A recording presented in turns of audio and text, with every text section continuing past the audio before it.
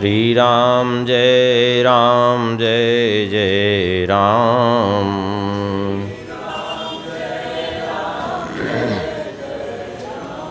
सीताराम जय सीताराम।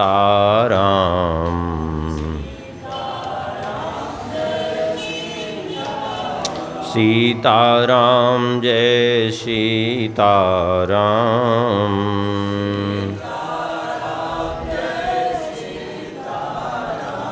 सीताराम जय सीताराम।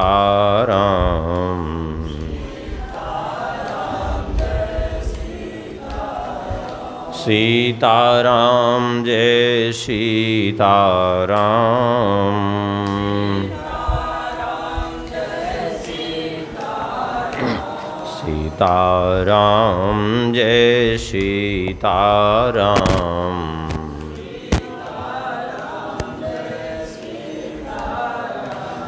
सीताराम जय सीताराम।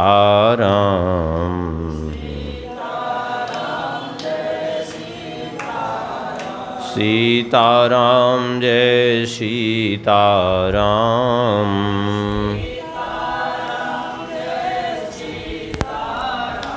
सीताराम जय सीताराम।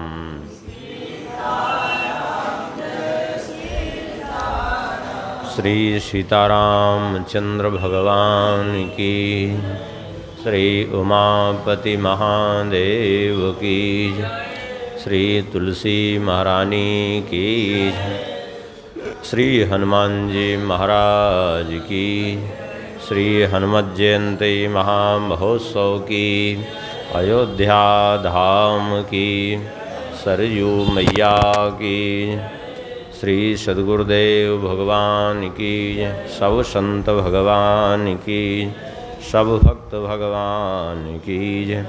जय जय श्री सीताराम। जय जय श्री राधे श्याम।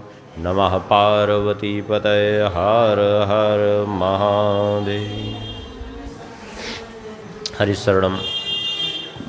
परम मंगलमय परात्पर अखिलेश्वर अकारण करुणावरुणालय भक्तवांछा कल्पतरु भगवान की महती कृपा करुणा से हम लोग श्री हनुमत जयंती के इस शुभ अवसर पर बैठे हुए हैं कथा श्रवण के लिए। तो आज हनुमान जी की जयंती है, तो आज हनुमान जी की ही कथा भी होगी। आप कहेंगे हनुमान जी की कथा किसने सुनी, किसने सुनाई? प्रश्न खड़ा हुआ। भाई जैसे राम जी का चरित्र श्री काकभूषुंडी जी ने गरुण जी को सुनाई, शंकर जी ने पार्वती जी को सुनाई, भागवत की कथा श्री सुखदेव जी ने परीक्षित जी को सुनाई, सनकादिकों ने नारद जी को सुनाई, सूत जी ने ऋषियों को सुनाई। तो ये हनुमान जी की कथा किसने किसको सुनाई? तो हनुमान जी की कथा श्रोता हैं श्री राम जी और वक्ता हैं श्री अगस्त जी। हाँ, एक बार श्री राम जी अयोध्या में विराजमान थे तो अगस्त जी बहुत से ऋषि मुनियों के साथ में गए हैं, अयोध्यापुरी आए। अयोध्यापुरी में श्री राम जी ने स्वागत सत्कार किया और उसके बाद राक्षसों को जो श्री राम जी ने मारा था उसकी ऋषि मुनियों ने श्री राम जी को बधाई दी और राक्षसों का चरित्र वर्णन किया कि ये सब ऐसे ऐसे वरदान पा करके उन्मत्त हुए थे, आपने मार करके जगत को निष्कंटक बना दिया। तब श्री राम जी ने इतने राक्षसों का वर्णन किया लेकिन श्री राम जी को प्रसन्नता नहीं हुई सुन करके। तब श्री राम जी ने कहा ये सब तो आपने जो सुनाया तो ठीक है, जो भी है, लेकिन हम जो सुनना चाहते हैं वो सुना दीजिए हमें। क्या सुनना चाहते हैं? तब श्री राम जी यहाँ कह रहे हैं, महर्षि हे प्रभु, हम श्री हनुमान जी का चरित्र सुनना चाहते हैं। क्यों? बोले अतुलम बल में तद्वै बालिनो रावणस्य च नत्वेताभ्याम हनुमता समम त्विति मतिर्मम। हनुमान जी अतुलित बलशाली हैं और ऐसे अतुलित बलशाली हैं कि हनुमान जी के बल की समता न तो रावण कर सकता था और न तो बाली। हम समझते हैं कि हनुमान जी के समान ये नहीं हो सकते कभी भी, चाहे जितना ये बलवान रहे हों रावण और बाली, क्योंकि हमने देखा है स्वयं हनुमान जी का कि शौर्यम दाक्ष्यम बलम धैर्यम प्राज्ञता नय साधनम विक्रमश्च प्रभावश्च हनुमति कृतालया। शौर्य, दक्षता, बल, धैर्य, बुद्धिमत्ता, नीति, पराक्रम, प्रभाव, मानो इन समस्त सद्गुणों ने हनुमान जी में ही अपना निवास स्थान बना लिया हो। माने सारे सद्गुण मानो हनुमान जी में एक साथ निवास करते हैं। ऐसे हैं श्री हनुमान जी महाराज। जिस समुद्र को देख करके सारी वानर सेना घबरा गई और निश्चय कर लिया कि अब हम इसको पार तो कर नहीं सकते, अब यहीं प्राण त्यागना ही उचित है, और उसी समुद्र को हनुमान जी ने बड़े सहजतापूर्वक एक छलांग में पार किया। और इतना ही नहीं, समुद्र पार करते समय भी कितने विघ्न आए, सुरसा, सिंहिका आदि, उन सब का जो है समन किया हनुमान जी ने। और लंका का जो आदि दैविक स्वरूप था लंकिनी के रूप में, उस लंकिनी को भी परास्त किया। लंका में प्रवेश बाद में किया, लंकिनी को पहले परास्त किया, जो लंका का साक्षात आदि दैविक स्वरूप ही थी।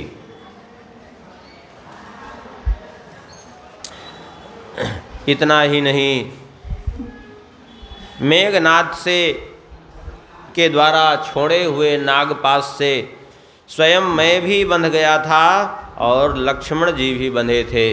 सारी सेना जो है विकल हो गई थी, सबको उन्होंने जो है छुड़ा दिया गरुड़ जी को ला करके। रावण का पुत्र मेघनाद वहाँ आया लंकापुरी में श्री हनुमान जी के साथ युद्ध करने के लिए। हनुमान जी कह रहे हैं जब पूरी तरह परास्त हो गया तो ब्रह्मास्त्र का प्रयोग करके उसने हनुमान जी को बस में करने की चेष्टा की। हनुमान जी ब्रह्मास्त्र का सम्मान करके बंध तो गए और ले जा करके रावण के सामने प्रस्तुत किया, लेकिन फिर भी हनुमान जी उससे भी मुक्त हो रहे। हम तो समझते हैं, श्री राम जी कह रहे हैं न कालस्य न शक्रस्य न विष्णोर्वेद तपस्य चा कर्माणि तानि श्रूयन्ते यानि युद्धे हनुमति तः। ऐसा पराक्रम न तो स्वयं काल का देखा जाता है, न देवराज इंद्र का देखा जाता है, न भगवान विष्णु का, न कुबेर का देखा जाता है, जैसा पराक्रम युद्ध के समय हनुमान जी का देखा जाता है। ये श्री राम जी कह रहे हैं। और मैंने तो इन्हीं के बाहुबल से विभीषण जी को उनको का राज्य दे दिया, लंका पर विजय प्राप्त कर ली, समस्त शत्रुओं का संहार किया और फिर से अयोध्या का राज्य भी प्राप्त कर लिया। और इतना ही नहीं, इन्हीं के प्रभाव से मैंने सीता को पुनः प्राप्त किया, नहीं तो हम तो पता ही नहीं लगा पा रहे थे, समुद्र पार जाते ही कैसे कि पता लगाते। लक्ष्मण जी को शक्ति लगी थी, इन्हीं की कृपा से पुनः उनको जीवन दान मिला। समय पर यदि हनुमान जी न पहुँचते तो भरत जी भी अग्नि में प्रवेश कर जाते, क्योंकि उन्होंने वचन दिया था कि मैं अग्नि में प्रवेश कर जाऊंगा। तो कहाँ तक कहें, हमारे समस्त बंधु बांधव मित्र सबके जीवन दाता यदि हम कह दें कि हनुमान जी हैं तो कोई अतिशयोक्ति नहीं है। हनुमान यदि में न स्याद् वानराधिपते सखा प्रवृत्तिमपि को वेत्तुं जान क्या शक्तिमान भवेत्। यदि हनुमान जी न मिलते तो सुग्रीव जी से हमारी मित्रता भी न होती, और सुग्रीव जी से मित्रता न होती, इतने बानर हमारे पास न होते तो सीता जी का पता लगाना संभव नहीं था। तो हनुमान जी का पराक्रम तो हमने खूब देखा है, लेकिन एक बात हमको बताइए। श्री राम जी पूछ रहे हैं अगस्त जी से कि एक बात बताइए कि किमर्थम बाली चैतेन सुग्रीव प्रिय काम्यया तदा वैरे समुत्पन्ने न दग्धौ विरुधो यथा। जिस समय बाली और सुग्रीव का विरोध हुआ, आपस में शत्रुता हो गई, उस समय सुग्रीव जी के समीप ही रहते थे हनुमान जी महाराज, और उनका विरोध हुआ, और सुग्रीव जी को ये अपने प्राणों से बढ़कर के प्रेम करते थे हनुमान जी, इतना हम भली भांति जानते हैं। फिर ऐसा क्या कारण था कि इन्होंने बाली को नहीं मारा? यदि हनुमान जी चाहते तो बाली को मारने में सक्षम थे, हमारी जरूरत ही नहीं थी कि हम बाली को मारें, स्वयं हनुमान जी सक्षम थे बाली को मारने में, लेकिन फिर भी ये सहन करते रहे। सुग्रीव पर अत्याचार उसने किया, फिर भी ये सहन कर गए, बाली को दंडित क्यों नहीं किया? ये मेरे मन में प्रश्न है। तो मुझे तो ऐसा लगता है कि न ही वेदितवान मन्ने हनुमानात्मनो बलम यदृष्ट्वाञ्जीवितेष्टं क्लिश्यन्तं वानराधिपम। राम जी कह रहे हैं कि मुझे ऐसा प्रतीत होता है कि हनुमान जी उस समय अपना बल भूल गए थे, या इनको अपने बल का आभास ही नहीं था। क्या कारण था कि सुग्रीव जी को कष्ट में देख करके भी इन्होंने बाली का प्रतिकार नहीं किया? कृपा करके ये हमें हनुमान जी का चरित्र सुनाइए। जब हनुमान जी का चरित्र सुनाएंगे तब ये सारी बातें समझ में हमें आ जाएंगी। यद्यपि श्री राम जी सर्वज्ञ हैं, लेकिन भगवान का एक स्वभाव है, भक्त चरित्र सुनने की बड़ी इच्छा होती है। इसीलिए कहते हैं ना, भक्तमाल के श्रोता कौन है? भगवान। क्यों? क्योंकि भक्त चरित्र सुनने की श्री राम जी की बड़ी इच्छा रहती है। तात्पर्य यह है, ये प्रश्न के बहाने से श्री राम जी ने हनुमान जो है अगस्त जी से हनुमान जी का चरित्र सुनने की जिज्ञासा व्यक्त की कि आप हमें हनुमान जी का चरित्र सुनाइए। सुन करके श्री अगस्त जी कहते हैं, सत्यमें तद्रघुश्रेष्ठ यद्ब्रवीषि हनुमति न बले वेद्यते तुल्यो न गतौ नामतौ परः। अगस्त जी कहते हैं, हे श्री राम जी, आप सत्य ही कह रहे हैं। हनुमान जी के विषय में जो कुछ आपने कहा सब सत्य है। बल में हो, बुद्धि में हो अथवा गति में हो, इनकी बराबरी करने वाला इस संसार में कोई नहीं है इस समय। और जो आपने कहा कि इनको बल का अपने आभास नहीं था अथवा बल भूल गए थे, यह भी सत्य ही है, क्योंकि इसके पीछे एक श्राप है। अमोघ शापै शापस्तु दत्तोस्य मुनिभिः पुरा न वेत्ता हि बलं सर्वं बलि सन्नरिमर्दन।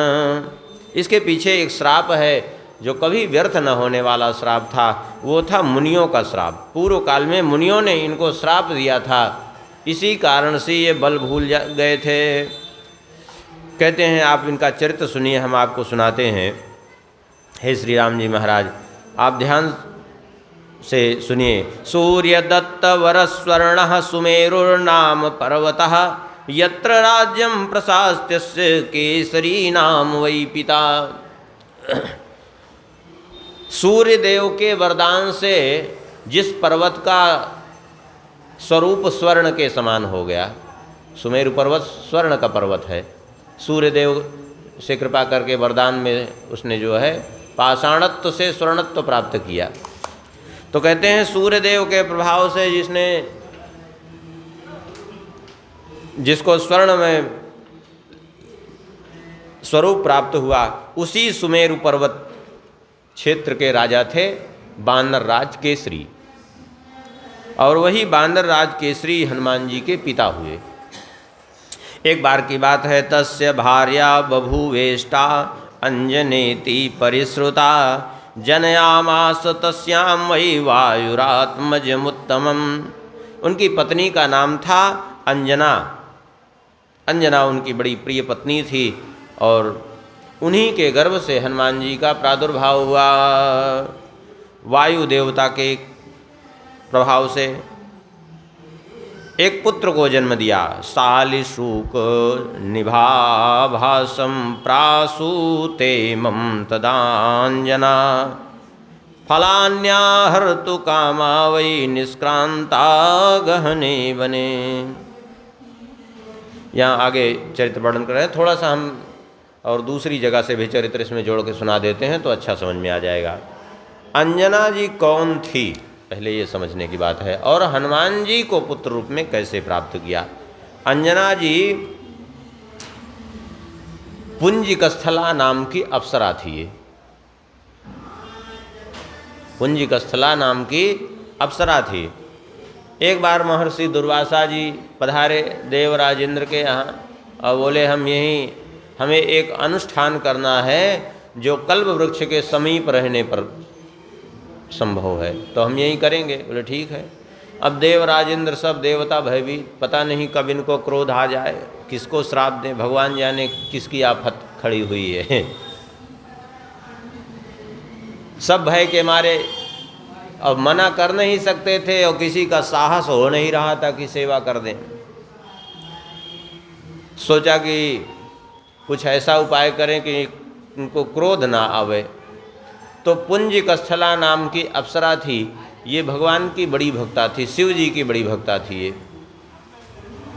और बड़ी शांत स्वभाव की थी। इन्हीं को सेवा में लगा दिया, बोले तुम सेवा करो। बड़े प्रेम से सेवा करने लगी। जो भी उनका अनुष्ठान रहता उसके लिए सारी व्यवस्था ला करके करती, जगह जगह से पत्र पुष्प धूप दीप नैवेद्य सब कुछ लाके। अब एक दिन ध्यान में बैठे थे और पुंजिकस्थला अप्सरा ला करके सारी वस्तुओं की व्यवस्था कर रही थी। उसके बार बार आने जाने से इनका ध्यान भंग हो रहा था, दुर्वासा जी का। और वो बार बार ध्यान भंग होने से इनका मन क्षुब्ध हो गया दुर्वासा जी का, और क्रोध में आकर श्राप दे दिए, ऐ दुष्टा, इतनी देर से तो इधर उधर उछल कूद कर रही है बंदरिया के समान, इसलिए मैं श्राप देता हूँ, जा बंदरिया हो जा। तो अब बंदरिया हो गई, चरणों में पड़ करके क्षमा मांगने लगी। मैं तो आप ही की सेवा के लिए सब कर रही थी, इसमें हमारा क्या अपराध है। दुर्वासा जी ने विचार किया, बात तो सही है, इसका अपराध तो नहीं था, लेकिन अब क्या बताएं, हमारे मुंह से श्राप तो निकल गया। तो दुर्वासा जी ने कहा कोई बात नहीं, जाओ, तुम बानरी रूप प्राप्त तो करोगी, लेकिन मैं तुम्हें आशीर्वाद भी देता हूँ कि जब चाहोगे तुम अपना स्वरूप बदल सकती हो, और ये श्राप जो है तुम्हारे लिए वरदान सिद्ध होगा। कैसे? बोले स्वयं भगवान शंकर जी अपने अंश से तुम्हारे गर्भ से जन्म लेंगे, हनुमान जी के रूप में विख्यात होंगे, तब तुम इससे मुक्त हो जाओगी श्राप से। तुम्हारा ये श्राप भी जो तुमको जो श्राप मिला है हमारे द्वारा, ये श्राप हनुमान जी को पुत्र रूप में प्राप्त करके, जो स्वयं शंकर जी के ही अवतार होंगे, उनको पुत्र रूप में प्राप्त करके तुम्हारा जीवन धन्य हो जाएगा, और वो बानर तन भी तुम्हारा सार्थक हो जाएगा। भगवान को प्राप्त करने का अवसर मिले तो फिर चाहे बानर बनना पड़े, चाहे कुत्ता बिल्ली बनना पड़े, क्या फर्क पड़ता है? कीड़े मकोड़े बनना पड़े तो क्या फर्क पड़ता है? हाँ, कौए की योनि में जो है सुलभ हो गए भगवान काकभूषुंडी जी को तो उस देह का परित्याग नहीं किया। तजौ न तन निज इच्छा मरना, अपनी इच्छा से जब चाहें वे त्याग सकते हैं, लेकिन सोचते हैं क्या त्यागना। इससे हम भगवान का गुणगान कर रहे हैं और इसी से हम जाके भगवान का दर्शन करते हैं, उनके साथ 5 साल क्रीड़ा करने का सौभाग्य मिलता है, इससे बढ़िया क्या है।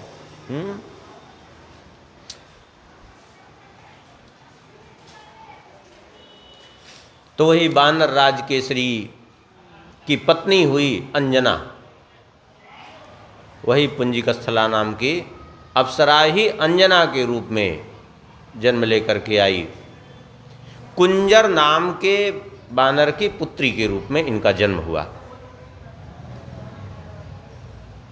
और कहीं कहीं किसी कल्प से अंजना जी की पुत्री भी कहा गया है इनको, कल्प भेद से।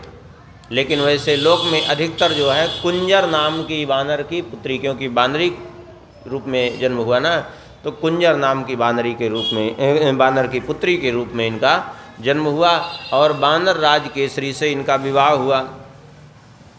अब यहाँ कह रहे हैं कि इनके वायु देवता के द्वारा इनको पुत्र की प्राप्ति हुई। तो ये वायु देवता के द्वारा इनको पुत्र की प्राप्ति कैसे हुई, इसकी भी कथा बड़ी विचित्र है।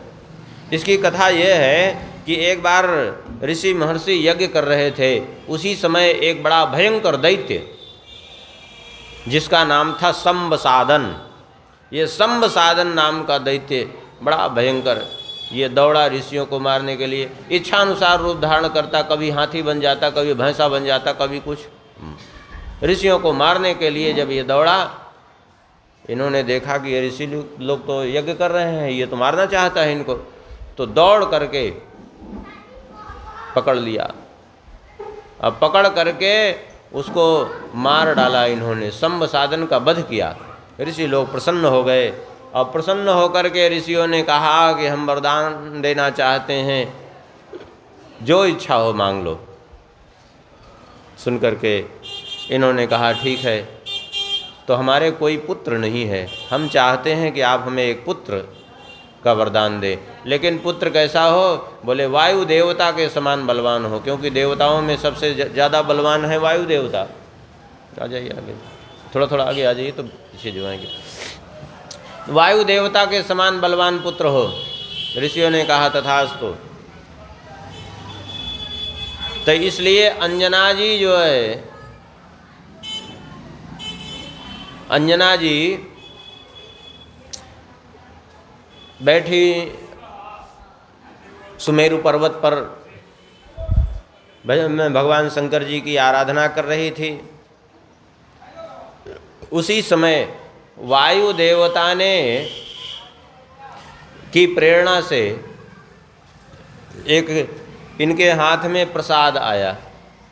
ये प्रसाद कहाँ का था? ये प्रसाद जो है अलग अलग कल्प भेद से कथाएं हैं। कहीं कहीं तो ये है कल्प भेद से कि वायु देवता ने शिव जी का तेज, शिव पुराण के कल्प के अनुसार जब भगवान शंकर जी और मोहिनी के ऊपर भगवान शंकर जी मोहित हुए, तो भगवान शंकर जी का तेजस स्खलित हुआ, तो उसको वायु देवता ने ला करके इनके कर्ण मार्ग से भीतर प्रवेश करा दिया। ये शिव पुराण के कल्प के अनुसार। इसीलिए शिव पुराण में हनुमान जी को शिव जी का पुत्र कहा गया है, और उसी को गोस्वामी जी ने कहा शंकर सुवन केसरी नंदन। शंकर सुवन, शंकर जी के अवतार तो हैं, शंकर जी के पुत्र भी हैं, क्योंकि शंकर जी के द्वारा ही इनका प्रादुर्भाव हुआ शिव पुराण के कल्प के अनुसार। ऐसी भी कथा है कि महाराज दशरथ जी यज्ञ किए, तो दशरथ जी यज्ञ किए तो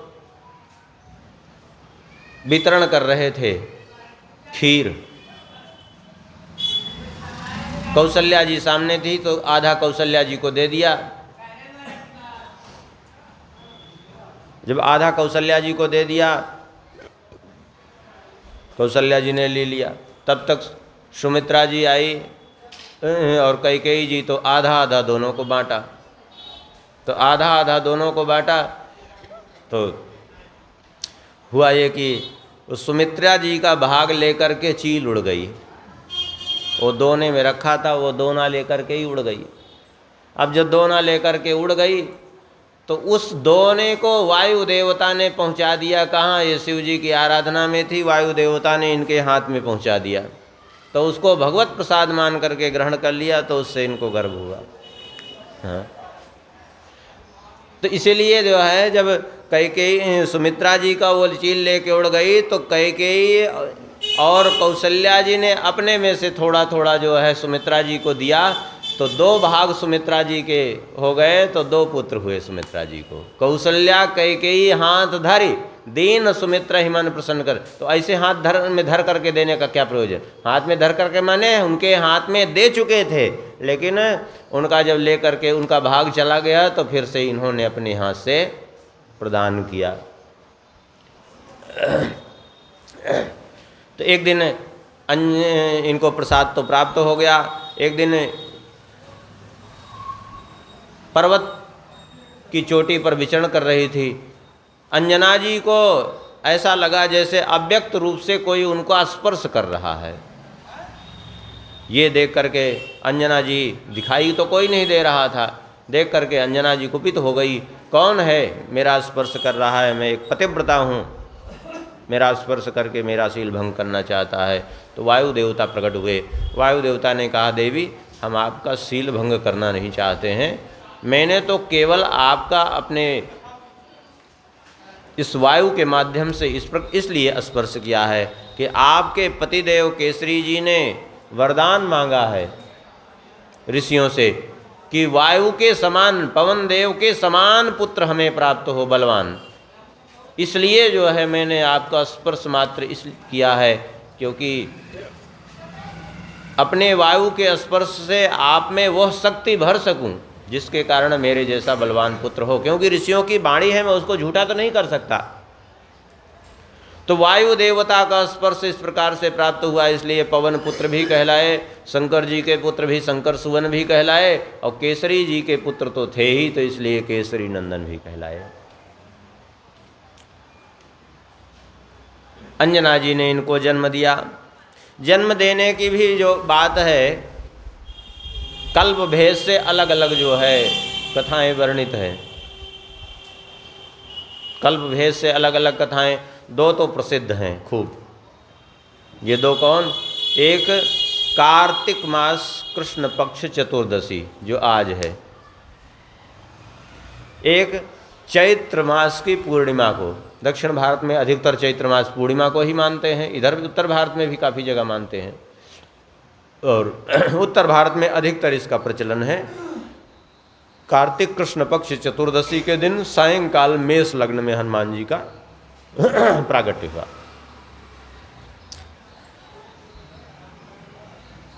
एक और है, लेकिन वो जगत में प्रसिद्ध नहीं है, वैशाख में दशमी के दिन, लेकिन वो जगत में प्रसिद्ध नहीं है, लोक में कहीं वो देखा नहीं जाता, लेकिन ये 2 प्रसिद्ध हैं। तो माता अंजना ने इनको जन्म दिया, और उस समय जो है इनकी कांति कैसी थी? बोले सालिशुक निभाभासं प्रासूते मम तदांजना फलान्याहर्तु कामा वै निष्क्रांता गहने वरा। अंजना जी ने जब इनको जन्म दिया तो इनकी अंग कांति पिंगल वर्ण की थी।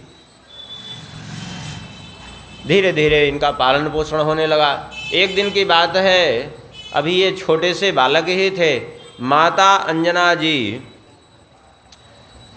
ने देखा कि ये सो रहे हैं, तो इनको सोते हुए देख करके सोचा तब तक मैं कुछ फल इकट्ठा करके ले आऊं, अभी मेरा पुत्र जगेगा, इसको भी भूख लगी होगी, मेरे पति देव हैं उनके लिए भी चाहिए। ये सब सोच करके ये सो रहे थे, तो अंजना जी चली गई फल लेने के लिए वन में। उसी समय एस मातुर्वियोगाच्च क्षुधया चाभ्रसार्दितः रुरोद शिशुरत्यर्थम शिशु सर्वणे यथा। अचानक इनकी निद्रा भंग हो गई और ये जोर जोर से भूख से पीड़ित होकर के रोने लगे। जैसे कार्तिकेय जी सरकंडे के वन में रो रहे थे, ऐसे ही ये रो रहे थे। और अचानक जो है भूख के मारे विकल थे। उसी समय इन्होंने देखा पूर्व दिशा की ओर से सूर्यदेव उदय हुए चले आ रहे थे। अमावस्या का दिन भी था संयोग से। वो सूर्यदेव बिल्कुल लाल लाल वर्ण के, जब सूर्यदेव उदय होते हैं तो एकदम लालिमा ही रहती है उनकी। उदय होते हुए दिखाई पड़े। हनुमान जी ने सोचा कि ये कोई फल है, और फल समझ करके उसी फल के लोभ में इन्होंने छलांग मारी। अब चूंकि वायु देवता के ही पुत्र थे, इसलिए सहज में आकाश में उड़ने की क्षमता इनको प्राप्त हो गई थी वायु देवता की कृपा से। क्योंकि वायु की कृपा से आदमी चाहे जहाँ उड़ जाए। पक्षी भी उड़ते हैं तो वायु देवता के प्रभाव से ही उड़ते हैं, अपने पंखों को हिलाते हैं तो वायु के प्रभाव से ही आगे बढ़ते हैं वो।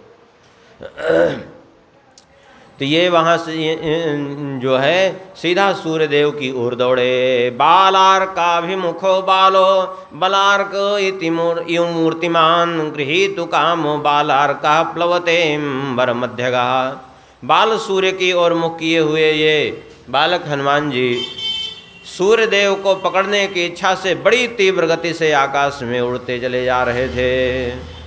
और ये देख करके एतस्मिन् प्लवमाने तु शिशुभावे हनुमति देवदानव यक्षाणाम विस्मयासु महान अभूत्। इस अवस्था में इनको इतनी तीव्र गति से उड़ते देख करके देवदानव यक्ष सब जो है विस्मित हो गए, विचार करने लगे कितना तीव्र गति। तो न तो गरुण में है, न वायु देवता में है, और न तो स्वयं मन में ही इतनी गति है। यदि तावत् शिशोरस्य ईदृशो गति विक्रमः यौवनं बलमासाद्य कथं वेगो भविष्यति। यदि बाल्यावस्था में इनकी ये गति है तो फिर यौवन का बल प्राप्त करके कितनी गति होगी, ऐसा मन में सब विचार कर रहे थे।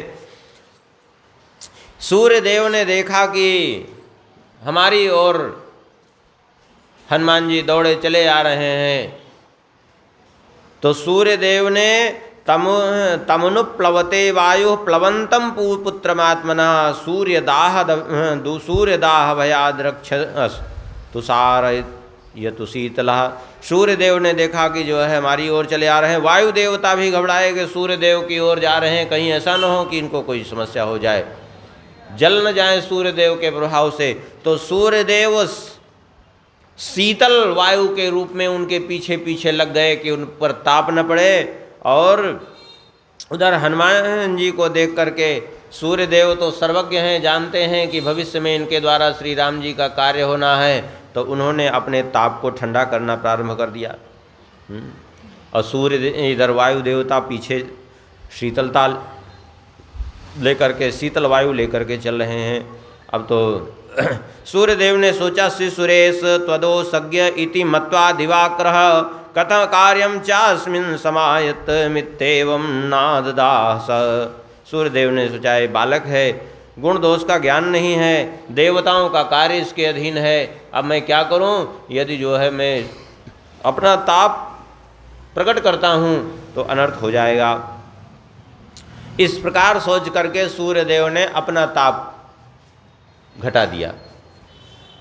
और ये बड़ी तेजी से चल रहे थे। संयोग से अमावस्या का दिन था, वो ग्रहण लगना था। राहु भी उधर से चला आ रहा था सूर्यदेव को ग्रास करने के लिए। अब जब राहु भी चला आ रहा था तो कहते हैं उस समय अनेन चा परामृष्टो राहु सूर्य रथोपरि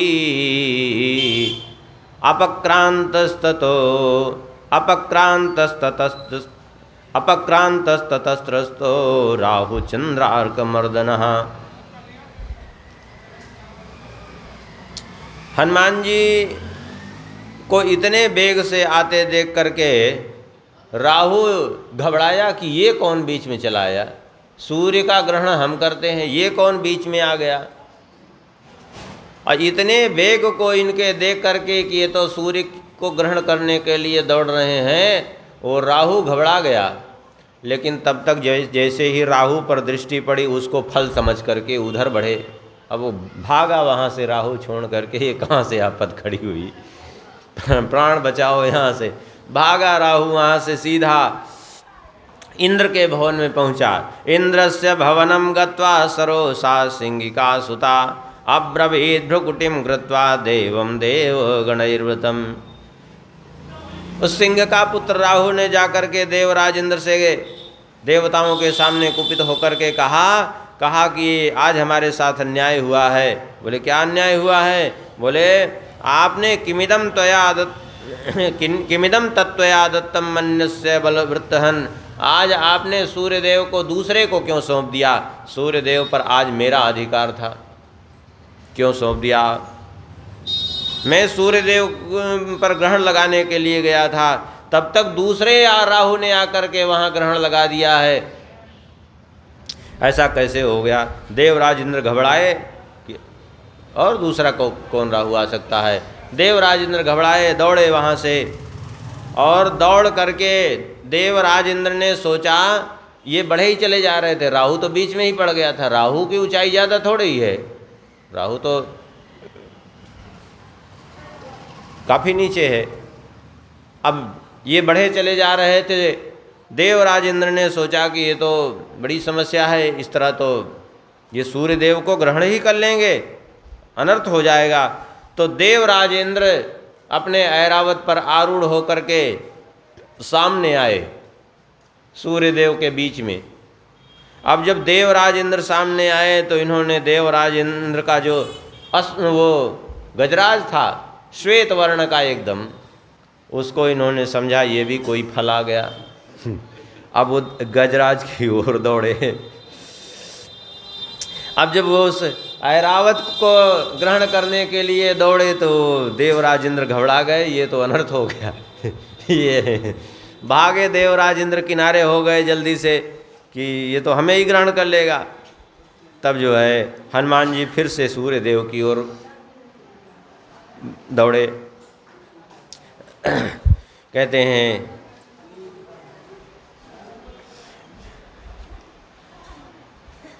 उधर देवराज इंद्र जब पहुँचे सामने तो राहु को ऐसा प्रतीत हुआ कि अब देवराज इंद्र सामने आ गए हैं, अब तो ये बालक हमारे सामने पहुँचेगा नहीं, तो चलो तब तक हम सूर्यदेव पर अपना ग्रहण लगा दें। फिर वो पहुँचा सूर्यदेव के समीप। अब देवराज इंद्र तो बीच से हट गए, वो फिर से वो राहु सामने आ गया इनके। अब राहु को फल समझ करके ततः सूर्यम समुत्सृज्य राहुम फलमवेक्षजा उत्पपात पुनर्व्योम गृहीत तुम सिंह का सुतम। अब इन्होंने फिर समझा राहु को फल, तो फिर राहु की ओर दौड़े। जब राहु की ओर दौड़े तो फिर भाग खड़ा हुआ, ये आज हम ग्रहण नहीं करेंगे, इससे अच्छा प्राण बचाओ। ये तो अच्छी आफत खड़ी हुई है, अमर बन करके भी जो है समस्या नहीं छूट रही हमारी। भागा। अब तो जो है मुड़ करके वहाँ से राहु अवेक्षैवम परावृत्तो मुख शेषः परांग मुखा, खाली मुखी जिसके पास शेष है वो विमुख होकर के वहाँ से भागा और देवराज इंद्र से पुकारा, रक्षा करिए हमारी, रक्षा करिए। तब तक राहो विक्रोशमानस्य प्रागेवा लक्षितं स्वरम श्रुत्वेन्द्रो वाच माँ भैषीरहमेनं निषूदय। बोले देवराज इंद्र ने कहा घबराओ नहीं, चिंता मत करो, मैं अभी इसका वध करूँगा। ऐसा कह करके देवराज इंद्र फिर सामने आने लगे। जैसे ही देवराज इंद्र को फिर से देखा तो ऐरावतम ततो दृष्ट्वा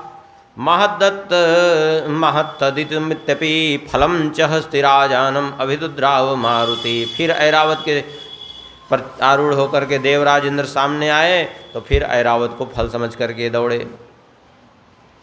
अब तो देवराज इंद्र कुपित हो गए और कुपित होकर के अपने को बचाने के लिए अब कोई उपाय नहीं सूझा। एवं माधावमानम तो नाति क्रुद्धा सचीपति हस्तान्नादति मुक्तेन कुलसे नाभ्यताड़यद। देवराज इंद्र ने अपने वज्र का प्रहार कर दिया हनुमान जी पर। जब अपने वज्र का प्रहार कर दिया तो इंद्र के वज्र की चोट से ततो गिरौ पपाते स इंद्र वज्राभिताड़ितः पतमानस्य चैतस्य वामा हनुरभज्यत। इंद्र के वज्र की चोट खा करके ये एक पर्वत पर गिर गए और इनकी बाईं ठुड्डी पर चोट लगी और गहरी चोट लगी, उससे जो है वो टूट गई। और चूँकि इंद्र का वज्र अमोघ है, उनके वज्र से कोई बचता नहीं, इसलिए उस वज्र की मर्यादा होने के कारण इनके प्राण छूट गए। यहाँ इसी प्रकार से वर्णन है। अब तो इनको एकदम निष्प्राण देख करके वायु देवता कुपित हो गए और कुपित होकर के वायु देवता ने तुरंत निश्चय कर लिया कि जब हमारे पुत्र की श्वास नहीं चलेगी तो हम किसी की भी श्वास नहीं चलने देंगे। प्रचारम सतु संगृह्य प्रजा स्वंतर्गतः प्रभो गुहाम प्रविष्टा स्वसुतम शिशुमादाय मारुतः। अपने पुत्र के उस देह को लेकर के, अर्थात हनुमान जी के उस समय हनुमान नाम नहीं था, उस समय तो केवल मारुति नाम था इनका, मरुत पुत्र होने से। हनुमान नाम तो बाद में पड़ा। इनको लेकर के अपने पुत्र को वायु देवता सुमेरु पर्वत की गुफा में जाकर के प्रविष्ट हो गए और संपूर्ण त्रिलोकी की वायु को उन्होंने अपने में समेट लिया और सब जगह वायु बंद हो गई, श्वास प्रश्वास सबकी रुक गई। कहते हैं रुरोध सर्वभूतानि यथा वर्षाणि वासवा, जैसे देवराज इंद्र वर्षा को समेट लेते हैं वर्षा काल के बाद, उसी प्रकार से इन्होंने वायु को समेट लिया, सबकी श्वास रुक गई। वायु प्रकोपात् भूतानि निरुच्छ्वासानि सर्वथा, जितने प्राणी थे सब विकल हो गए, श्वास नहीं ले पा रहे थे। तथा प्रजा सगंधर्वा सदेवा सुरमानसा प्रजापतिम समाधावन दुखितास्य सुखेक्षया। सारी प्रजा देवता गंधर्व सब अत्यंत, मनुष्य सब अत्यंत विकल हैं और सब भाग भाग करके ब्रह्मा जी के पास गए। ब्रह्मा जी से कहा अच्छा रक्षा करिए। सभी देवताओं के पेट ऐसे फूल गए थे मानो सबको महोदर रोग हो गया हो। ब्रह्मा जी से कहा प्रभु आपने ही 4 प्रकार की सृष्टि की, आज वो चारों प्रकार की सृष्टि जो है संकट में है, आप रक्षा करिए। हम यही नहीं समझ पा रहे हैं कि सबकी श्वास प्रश्वास कैसे अवरुद्ध हो गई, आप हमारा दुख दूर करिए, हम लोग बहुत पीड़ित हैं। एतत् प्रजानां श्रुत्वा तो प्रजानाथा प्रजापति कारणादि चोक्त्वा सो प्रजा पुनर्भासत। प्रजा ये सब बात सुनकर के सब देवताओं की और गंधर्वों की, यक्षों की, प्रजाजनों की, इन्होंने कहा ठीक है जरा आखिर ऐसा हुआ क्यों, तुम लोग जानते हो? बोले हम लोग नहीं जानते। बोले ये सब देवराज इंद्र के कारण हुआ है। देवराज इंद्र चौंक गए, हमारे कारण क्या हो गया? बोले आपने जिस बानर बालक पर प्रहार किया उसको जानते हो? वो बानर बालक कोई और नहीं, वायु देवता के पुत्र हैं, और तुमने उस पर वज्र का प्रहार कर दिया, उसका तो प्राणांत हो गया। तो वायु देवता ने सबकी श्वास रोक ली। अब चल करके वायु देवता से सब लोग क्षमा मांगो, तभी ये वायु संचरित होगी और तभी श्वास सबकी चलेगी, अन्यथा सबके प्राण चले जाएंगे। क्योंकि इस समय वे कुपित हैं, पर्वत की गुफा में छुप बैठे हुए हैं कुपित होकर के। वायु प्राणा सुखा वायुर्वायु सर्वमिदं जगत वायुना संपरित्यक्तम न सुखम विन्दते जगत। क्योंकि वायु के द्वारा ही सबका प्राण है, वायु के द्वारा ही सबको सुख है, वायु से ही संपूर्ण जगत है। वायु से परित्यक्त होकर के जगत का कोई अस्तित्व रह ही नहीं सकता है।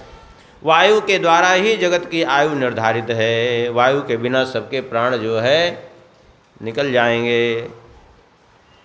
इसलिए चलो हमारे साथ, सब देवताओं, गंधर्वों को, नागों को, गुहिकों को, सब को लेकर के पहुँचे उस गुफा में जहाँ पवन देव अपने पुत्र मारुति को लिए छुपे हुए थे, बड़े दुखी थे।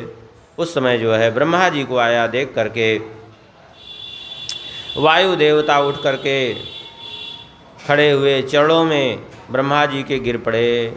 ब्रह्मा जी ने क्या किया, वायु देवता को उठाया अपने हाथों से, और तम तु वेद विदातेन लंबाभरण शोभिना वायुमुत्थाप्य हस्तेन शिशुम तम परिमृष्टवान। और ब्रह्मा जी ने अपने हाथ से बालक पर अर्थात मारुति पर, श्री हनुमान जी पर अपना हाथ फेरा, और हाथ फेर करके ब्रह्मा जी ने तुरंत उनको फिर से जीवित कर दिया। जल सिक्तम यथा सस्यम पुनर्जीवितमाप्तवान। जैसे सूखती हुई खेती जल प्राप्त हो जाने से हरी भरी हो जाए, ऐसे ही ब्रह्मा जी के हाथ का संस्पर्श प्राप्त करके पुनः प्राण संचरित होने लगे और फिर एकदम स्वस्थ होकर के बैठ गए। हनुमान जी को एकदम स्वस्थ देख करके, और देख करके कि पूर्ण रूप से स्वस्थ हैं, जीवित हैं, वायु देवता का क्रोध शांत हो गया। और वायु देवता ने तुरंत जो वायु रोक करके रखी थी उसको पुनः प्रारंभ कर दिया। सबकी श्वास प्रश्वास पुनः जो है चलने लगी। ब्रह्मा जी ने देवताओं से कहा, हे देवगणों, अब मेरी बात ध्यान दे करके आप लोग सुनिए, और जो मैं कह रहा हूँ उसको आप लोग करिए। क्या करना है? बोले, भो महेंद्राग्निवरुणा महेश्वर धनेश्वरा जानतामपि वा सर्वं वक्ष्यामि श्रूयताम हितम। जो मैं कह रहा हूँ उसको ध्यान दे करके सुनो और वैसा ही करो, इससे सबका हित होगा, आप लोगों का भी हित होगा। इस बालक के द्वारा भविष्य में बहुत बड़े बड़े कार्य होने हैं और तुम लोगों का दुख दूर होना है। आप लोग इसलिए वरदान दो इस बालक को सब लोग। अब तो देवराज इंद्र ही सबसे ज़्यादा अपराध बोध से ग्रस्त थे, क्योंकि प्रहार तो उन्होंने ही किया था। तो सबसे पहले देवराज इंद्र ने ही जो है वरदान दिया। देवराज इंद्र ने अपने गले की माला, जो कमल की माला धारण किए हुए थे देवराज इंद्र, वो गले की माला हनुमान जी को पहनाई और पहना करके कहा, मत करो सृष्ट वज्रेण हानुरस्य यथा हतः नाम्ना वै कपि शार्दूलो भविता हनुमानिति। मेरे हाथ से छूटे हुए वज्र के द्वारा इनकी हनु पर चोट आई है, इनकी हनु टूट गई थी, इसलिए आज से ये हनुमान नाम से प्रसिद्ध होंगे। बोलिए हनुमान जी महाराज की। और अब मेरा वरदान सुनिए। अहमस्य प्रदास्यामि परमं वरमद्भुतम् इतः प्रभृति वज्रस्य ममावध्यो भविष्यति। और मैं ये वरदान देता हूँ कि आज से मेरे वज्र के द्वारा ये अवध्य होंगे, अर्थात मेरे वज्र का इन पर कोई प्रभाव नहीं पड़ेगा और इनका संपूर्ण शरीर वज्र के समान कठोर हो जाएगा। इसीलिए हनुमान जी का नाम पड़ गया बजरंगबली। वज्र के समान जिनके अंग हो गए, वज्रांग। सूर्यदेव ने कहा, मार्तंडस्तब्रवीत् तत्र भगवास्तिमिरापः तेजसोस्य मदीयस्य ददामि सतिकाम कलाम। सूर्यदेव ने कहा, मैं अपने तेज का 100वां हिस्सा इनको प्रदान करता हूँ, और जब इनमें शास्त्र अध्ययन करने की सामर्थ्य हो जाएगी तो मैं इनको शास्त्रों का ज्ञान प्रदान करूँगा और ये शास्त्रों के अच्छे वक्ता होंगे और शास्त्र ज्ञान में इनकी समानता करने वाला कोई भी नहीं होगा। इस प्रकार से सूर्यदेव ने वरदान दिया। वरुण देवता ने कहा, वरुणस्य वरम प्रादान्नास्य मृत्युर्भविष्यति वा वर्षायुत्सते नापि मत्पासादुदकादपि। वरुण देवता ने कहा कि लाखों लाखों वर्ष बीतने पर भी इनकी मृत्यु नहीं होगी और मेरे पास से इनका कोई भी अनिष्ट नहीं होगा। अर्थात वरुण पास प्रसिद्ध है कि वरुण पास से कोई नहीं छूट पाता, अमोघ है। लेकिन कहा कि मेरे वरुण पास का भी इन पर कोई प्रभाव नहीं होगा। और जल में जाकर के स्थलीय प्राणी अधिक समय नहीं रह सकते क्योंकि उनकी श्वास रुकने लगती है। लेकिन ये मेरे जल से भी इनको कोई भय नहीं, चाहे जितने अथाह सागर में ये चाहे जितने समय जाकर के डुबकी मारे बैठे रहेंगे तो भी कोई फर्क नहीं पड़ेगा इन पर। अर्थात जल के द्वारा इनकी मृत्यु कभी नहीं हो सकती है। यमराज ने वरदान दिया, यमो दंडावदत्यंत्वम अरोगत्वम च दत्तवान वरम ददामि संतुष्ट अविषादम च संयुगे। यमराज ने कहा मैं भी वरदान देता हूँ कि मेरे यमदंड के द्वारा भी अवध्य होंगे। अर्थात मेरा जो यमदंड है कालदंड, उससे कोई नहीं बचता, लेकिन उस कालदंड का इन पर कोई प्रभाव नहीं पड़ेगा। और दूसरा वरदान मैं ये दे रहा हूँ कि सदा निरोग रहेंगे, कभी इनके शरीर में किसी प्रकार का कोई रोग व्याधि कुछ नहीं होगी। कुबेर ने कहा गदेयम मामिका नैनम संयुगेषु बधिष्यति इत्येवं धंधा प्राह तदा एकाक्षी पिंगला। इसके बाद कुबेर देव ने वरदान दिया कि मेरी गदा जो है अमोघ है, लेकिन मेरी इस गदा के प्रहार से भी इन पर कोई प्रभाव नहीं पड़ेगा। चाहे जितने समय तक लगातार युद्ध करेंगे, कभी इनको युद्ध में श्रम का अनुभव नहीं होगा।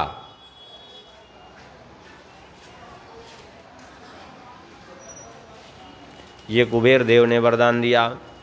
भगवान शंकर जी भी प्रकट हुए। भगवान शंकर जी ने कहा मैं भी वरदान देना चाहता हूँ। मत्तो मदायुधानां च अवध्येयं भविष्यति इत्येवं शंकरेणापि दत्तोस्य परमो वरः। शंकर जी ने कहा मेरे द्वारा और मेरे समस्त अस्त्र शस्त्रों के द्वारा अवध्य होंगे।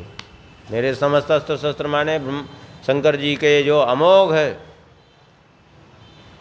अस्त्र हैं वो भी उनके द्वारा भी ये होंगे, अवध्य होंगे। अर्थात मेरे अस्त्र शस्त्रों का इन पर कोई प्रभाव नहीं और ना तो मेरे द्वारा इनका वध होगा।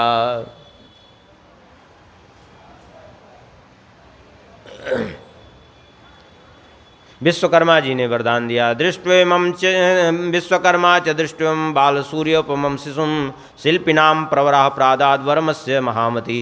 विश्वकर्मा जी ने कहा कि अब मैं इनको वरदान देता हूँ कि मत्कृतानि च शस्त्राणि यानि दिव्यानि तानि च, मेरे द्वारा बनाए हुए जितने अस्त्र शस्त्र हैं, जितने दिव्य अस्त्र शस्त्र हमने निर्माण किए हैं, उन समस्त अस्त्र शस्त्रों से ये अवध्य होंगे और चिरंजीवी भविष्यति, और चिरंजीवी होंगे। ये सब वरदान देवताओं ने दिया।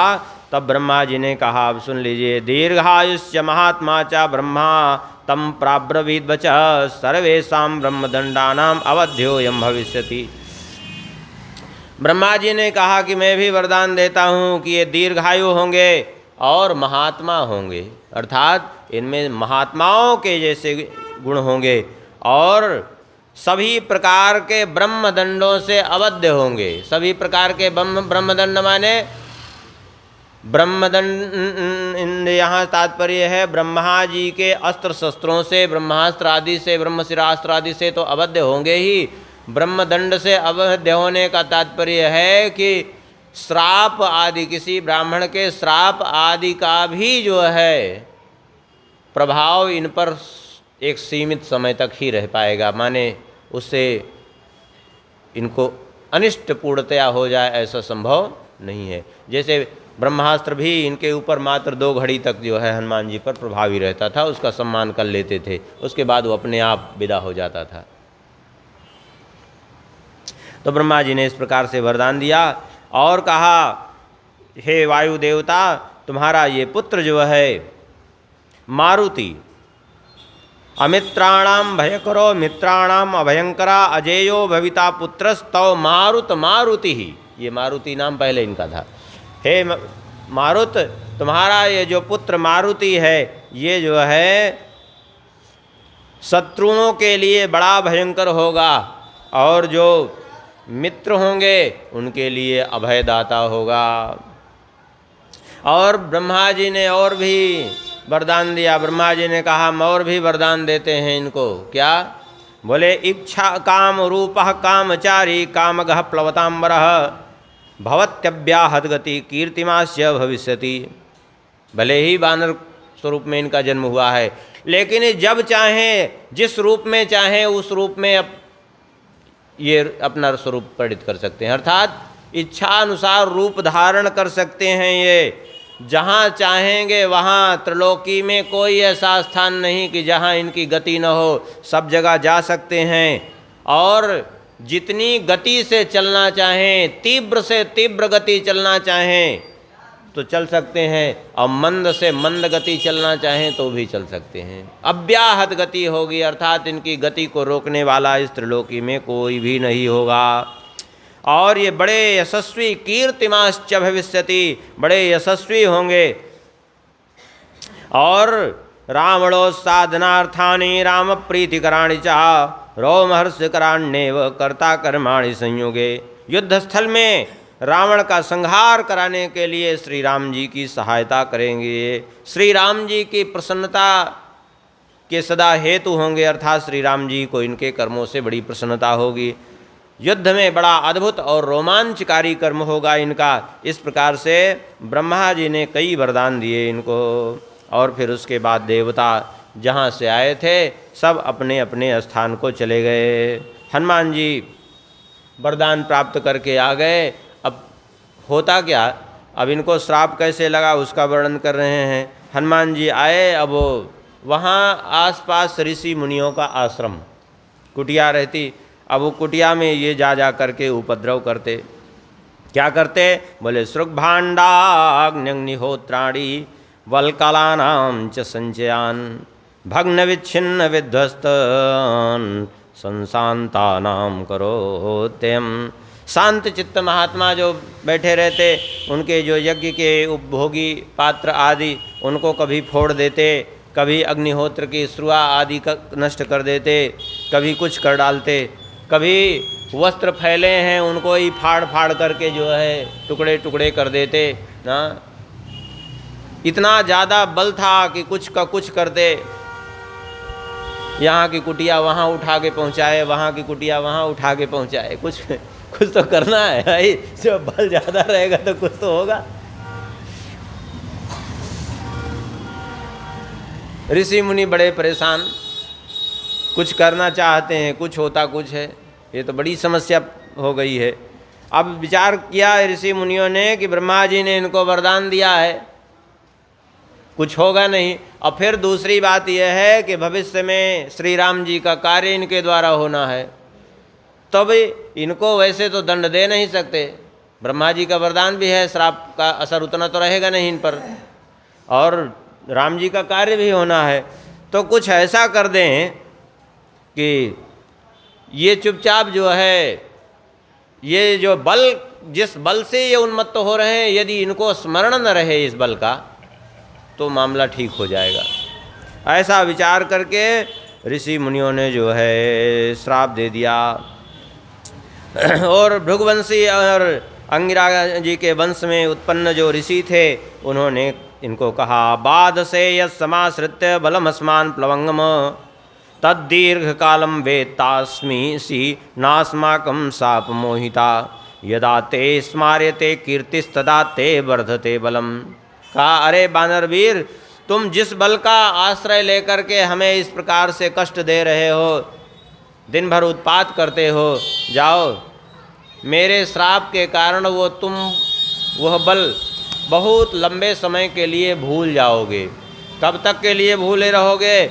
बोले जब उस बल को प्रयोग करने का अवसर आ जाएगा, यदा ते स्मार्यते कीर्तिस्तदा ते वर्धते बलम, जिस समय तुम्हें कोई स्मरण करा देगा तुम्हारे बल का, उस समय तुम्हें पुनः स्मरण हो जाएगा और फिर तुम्हें बल वो स्मरण रहेगा। लेकिन तब तक के लिए तुम अपने इस बल को भूल जाओ।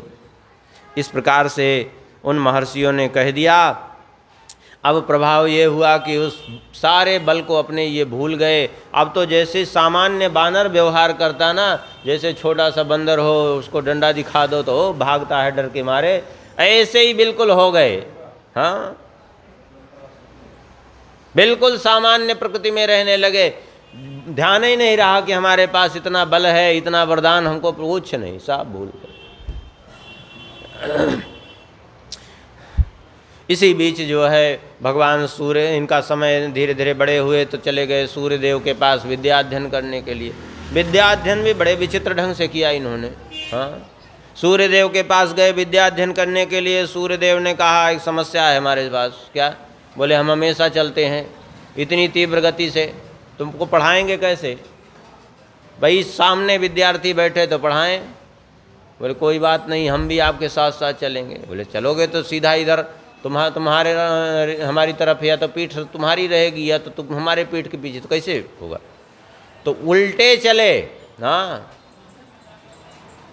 उल्टी दिशा में जो है भ्रमण करते रहे सूर्यदेव के साथ शिक्षा ग्रहण करने के लिए।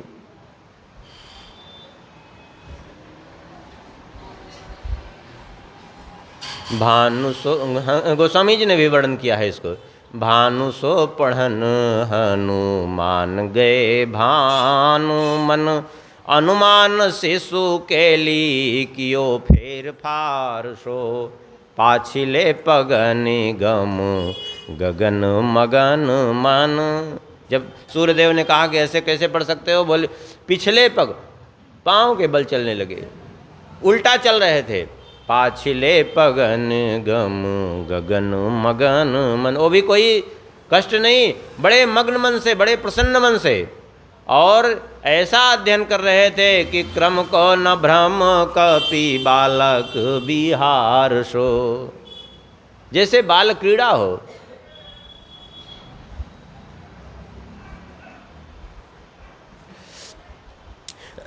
शिक्षा अध्ययन किया। उसके बाद भगवान सूर्यदेव के कहने से सूर्यदेव ने कहा तुम अब यहाँ से सुमेरु नहीं बल्कि यहाँ से तुम किष्किंधा जाओ। किष्किंधा? बोले हाँ, वह जाना है। बाली और सुग्रीव दोनों मेरे भाई हैं, मेरे दोनों भाई भाई हैं। उनमें सुग्रीव जो है मेरा पुत्र है, तो मैं गुरुदक्षिणा के रूप में तुमसे यही लेता हूँ कि तुम मेरे पुत्र सुग्रीव की रक्षा करना। तो चले गए। उधर बाली और सुग्रीव का युद्ध हुआ और सुग्रीव बेचारे इधर उधर सारी त्रिलोकी में भागते फिरे। फिर बाद में मतंग जी का श्राप होने के कारण उस ऋष्यमुख पर्वत पर नहीं जा पाता था, पूरे मतंग क्षेत्र में कहीं प्रवेश नहीं कर पाता था बाली, क्योंकि मतंग जी ने श्राप दिया था बाली को उस समय जब उसने दुंदुभी नाम के दानव को मारा था बाली ने, और दुंदुभी को मार करके 1 योजन दूर फेंका था, तो उसके रक्त के छींटे गिरे थे मतंग जी के वन में, मतंग जी की कुटिया के आसपास। तो उन्होंने श्राप दिया था बाली को कि बाली यदि इस क्षेत्र में पग रखेगा तो उसके पैर रखते ही उसके मस्तक के टुकड़े टुकड़े हो जाएंगे, मृत्यु को प्राप्त हो जाएगा। इसलिए उधर नहीं जाता था। यहाँ साप बस आवत ना ही, इसलिए श्राप बस नहीं जाता था। हनुमान जी वहीं रहते थे लेकिन बल भूले हुए थे। कहते हैं सुग्रीव और बाली का जब बैर खड़ा हुआ तो ये इसी कारण से, बल भूले होने के कारण से ये बाली का प्रतिकार भी नहीं किए, क्योंकि ऋषियों का श्राप था। और कहते हैं बाकी हनुमान जी का तो बल ऐसा है कि पराक्रमोत्साहमति प्रताप सौशील्य माधुर्य नयानयैश्य गांभीर्य चातुर्य सुधी सुवीर्य धैर्यैर् हनुमता कोप्यधिकोस्तिलोके। बाकी संसार में ऐसा कौन है जो पराक्रम में, उत्साह में, बुद्धि में, प्रताप में, सुशीलता में, मधुरता में, नीति अनीति के विवेक में, अथवा गंभीरता में, चतुरता में, बल में, धैर्य में हनुमान जी की समता कर सके। बढ़ के होना तो बड़ी दूर की बात, समता भी नहीं कर सकता हनुमान जी की। कहते हैं इस प्रकार से इनकी समता करने वाला दूसरा कोई नहीं है। स्वयं कौन तो कहें सर्वासु विद्यासु तपो विधाने प्रस्पर्धतेयम ही गुरुम सुराणाम। इनकी तुलना कोई करता है तो यही कह देता है कि बृहस्पति जी के समान विद्वान हैं, लेकिन वास्तव में देखा जाए तो इनकी समता कहीं नहीं है। बाकी कोई इनके समान न हुआ है न होगा, चाहे जितना कोई पढ़ ले। इस प्रकार से श्री हनुमान जी महाराज का चरित्र श्री अगस्त्य जी ने सुनाया है। अब एक बात समझिए, हनुमान जी के रूप में शंकर जी बानर बनकर के आए क्यों, इसके पीछे क्या है रहस्य है, ये भी समझने की बात है। क्यों बानर बनकर के आए? श्री भगवान की कृपा से सभी जानते हैं, आप लोग, कथा खूब विस्तृत है, उस कथा को हम नहीं जाएंगे। सभी जानते हैं कि नारद जी मोहित हो गए थे। पहले अभिमान आया उनको, हिमगिर गुहा देखेत पावन बहसनी सुरसुरी सुहावन, और फिर उसके बाद मोहित हुए। जब मोहित हुए तब विवाह करने की इच्छा प्रकट की। भगवान ने क्या किया? बोले माया से रक्षा करने के लिए उनको बानर रूप दिया। और बाद में नारद जी ने जब कहा कि आपने हमें बानर रूप दिया, क्या रामचरितमानस में ही वर्णन है, राम जी से उन्होंने कहा, तो राम जी ने कहा कि देखो तुम जो है मेरे बालक पुत्र के समान हो। दो पुत्र हैं मेरे, मोरे प्रौढ़ तनय सम ज्ञानी बालक सुत सम दास अमानी। मेरे बड़े पुत्र जो हैं वो ज्ञानी जो मेरे हैं वो बड़े पुत्र के समान हैं। बड़े पुत्र की माता जो है उस पर अपना प्यार स्नेह तो करती है, लेकिन उसकी चिंता उतना नहीं करती जितना छोटे की चिंता करती है। बालक की कैसे? बोले करऊँ सदा तिनकई रखवारी, जिमि बालक ही राख महतारी। लेकिन प्रौढ़ भय तेहि शिशु पर माता, प्रीति रहे नहीं पाछिलवाता। प्रीति तो रहती है लेकिन वो पिछली बात नहीं रहती है। भगवान शंकर जी ने विचार किया, वाह, एक भगत है नारद जी, दूसरे भगत हम। नारद जी विवाह करना चाहते थे तो विवाह नहीं करने दिया, उनको बंदर मुख दिया। और हम विवाह नहीं करना चाहते थे तो प्रकट होकर के आज्ञा दी, जाए विवाह हुसैल जहीं या मैं मांगे देव। जाकर विवाह कर लो। ये तो अच्छी समस्या है। आखिर ये समस्या खड़ी क्यों हुई? बोले राम जी ने कहा, मोड़े प्रणो तनय सम ज्ञानी। जो बड़े पुत्र हैं, ज्ञानी पुत्र हैं, वो मेरे बड़े पुत्र के समान हैं। अब क्या करें कि हम भी छोटे पुत्र बन जाएं, छोटे बच्चे के समान राम जी के सामने बने रहें, जैसे नारद जी बने रहते हैं। ऐसा कोई उपाय करें। तो हनुमान जी इनके मन में आया, भगवान शंकर जी के, कि राम जी ने इनको जो है क्या किया। भगवान नारायण कहिए, राम जी कहिए, वो एक ही बात है। भगवान ने इनको क्या किया? बोले माया से बचने के लिए बानर रूप दिया। माया से, इस प्रपंच से बचने के लिए बानर रूप दिया। तो चलो अब हम भी बानर ही बन जाएं, क्या परेशानी है? सेवा करना महत्व की बात है, स्वरूप से क्या लेना देना है। तो ऐसा निश्चय करके स्वयं भी बानर बन गए और फिर हमेशा एकदम दासवत रहे। तो उसी प्रकार से रहे हनुमान जी। इसीलिए जो है, यद्यपि भगवान शंकर जी ही हनुमान जी के रूप में अवतरित हुए हैं, लेकिन फिर भी जो है हनुमान जी के प्रति श्री राम जी का, सीता जी का वात्सल्य भाव है, एकदम पुत्रवत। और वो भी सीता जी कैसी मानते हैं, राम जी कैसे मानते हैं? बोले जैसे छोटे बच्चे के समान एकदम स्नेह करते हैं। हाँ, हनुमान जी के प्रति ऐसे छोटे बच्चे के समान। हनुमान जी गए लंका जब, चलो कार्तिक महिमा कल हो जाएगी, कोई दिक्कत नहीं। हनुमान जी गए जब लंका तो सब राम जी की खबर सुनाई। उसके बाद हनुमान जी ने सोचा चलते चलते कुछ कर देना चाहिए यहाँ लंका में। तो बोले माता जी एक समस्या हमारे सामने है। बोले क्या? बोले भूख बहुत लग गई है हमको, इतनी दूर लांग करके आए समुद्र, भूख लग गई है। लाग मोहि अतिशय, लाग मात मोहि अतिशय भूखा, और उस पर भी ये फल देख करके तो और ज़्यादा प्रबल हो गई। उस समय श्री जानकी जी के नेत्र सजल हो गए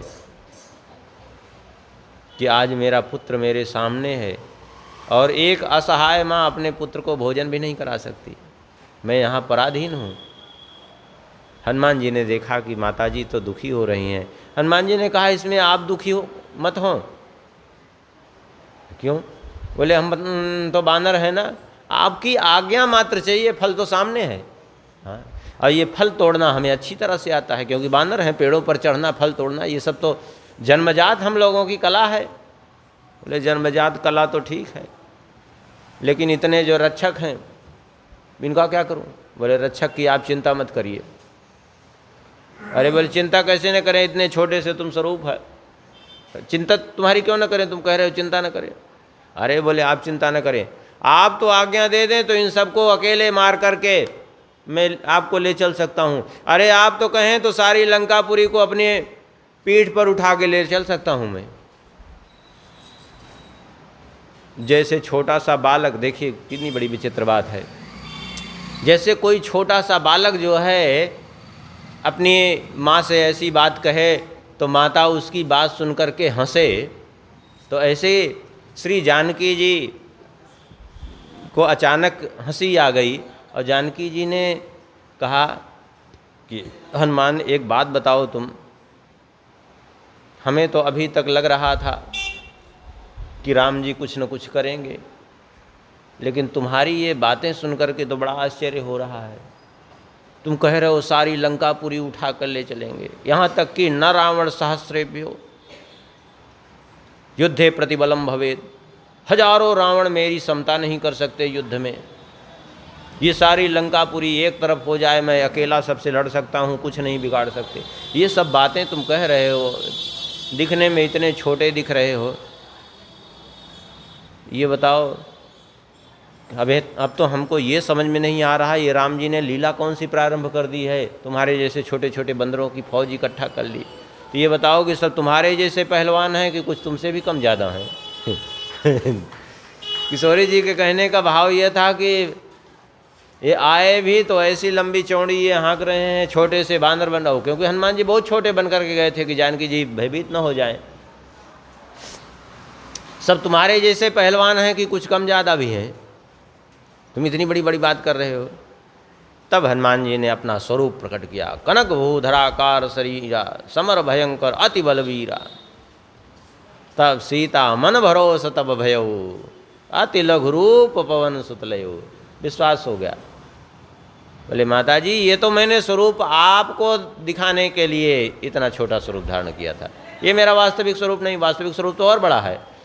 लेकिन अपना स्वरूप यदि प्रकट करने लगो तो ये लंकापुरी हमारे लिए छोटी पड़ जाएगी, आप चिंता न करें। लेकिन इसमें मेरा कोई प्रभाव नहीं, ये सब आपकी कृपा और श्री राम जी का प्रभाव है, और कुछ मेरा नहीं है अपना। अब मुझे आज्ञा दीजिए, अगर यहाँ थोड़ा बहुत शोर शराबा हो और पता चले कि जो है मुझे इन राक्षसों ने मारा पीटा कुछ किया, तो उससे भी घबराने की आपको ज़रूरत नहीं, क्योंकि हमें किसी तरह रावण के सामने तो पहुंचना ही है, चाहे वो जैसे भी, चाहे वो पराजित होकर के ही जाना पड़े, लेकिन रावण के सामने हमें जाना ही है। उससे भी मिल कर के थोड़ा देख लें, इन लोगों का भी थोड़ा बल देख लें, और ऐसा कुछ करेंगे कि इन लोगों को इतना ज़्यादा भय हो जाए कि भय के मारे आधे के प्राण सूखते रहेंगे। हाँ, भय इनको बना रहेगा तो अपने आप युद्ध में बड़ा काम आएगा ये, क्योंकि आदमी का जब साहस टूट जाता है तो सब खत्म, युद्ध में अपने आप पराजित हो जाता है आदमी। और फिर हनुमान जी ने जाकर देखो क्या किया। हनुमान जी ने सोचा क्या करें, बोले चलो एक काम करते हैं कि पेड़ में फल तो इतने लगे हैं, लेकिन एक समस्या है। समस्या क्या है? बोले समस्या ये है कि इन पेड़ों के फल को ऐसे ग्रहण करना उचित नहीं है, बिना श्री राम जी को भोग लगाए कुछ भी ग्रहण नहीं करना चाहिए। अब कहीं कोई फल बिना भोग लगाए हमारे मुख में न पहुंच जाए, ऐसा विचार करके हनुमान जी ने क्या किया, प्रार्थना किया, हे प्रभु सारे फलों को आप भोग लगा दीजिए, न जाने कौन सा फल मेरे मुख में आवे। हाँ, और उसके बाद जो है जब फल राम जी को अर्पण कर दिए, उसके बाद फिर पेड़ उखाड़ते, एक एक फल कौन छांटे तोड़े, पेड़ उखाड़ा सीधा, जैसे वो धान पीटते हैं ना, बस ऐसे ही 2 बार पटका भूमि पर, सारे फल नीचे, पेड़ अलग फल अलग, ऐसे ऐसे उखाड़ करके पेड़ फल को तोड़ कर ग्रहण करने लगे। तो राक्षस आए, वो सब जब आप लोग कथा जानते ही हैं। तो फिर क्या हुआ, हनुमान जी का तो चरित्र बहुत विस्तृत है, यहीं विश्राम कर देते हैं, थोड़ा सा हो ही जाए कार्तिक माहात्म्य, चाहे 10 या 15 मिनट कुछ हो जाए। श्री हनुमान जी महाराज की जय। आज हनुमान जी की जयंती थी, इसलिए सोचा हनुमान जी का ही चरित्र हो जाए।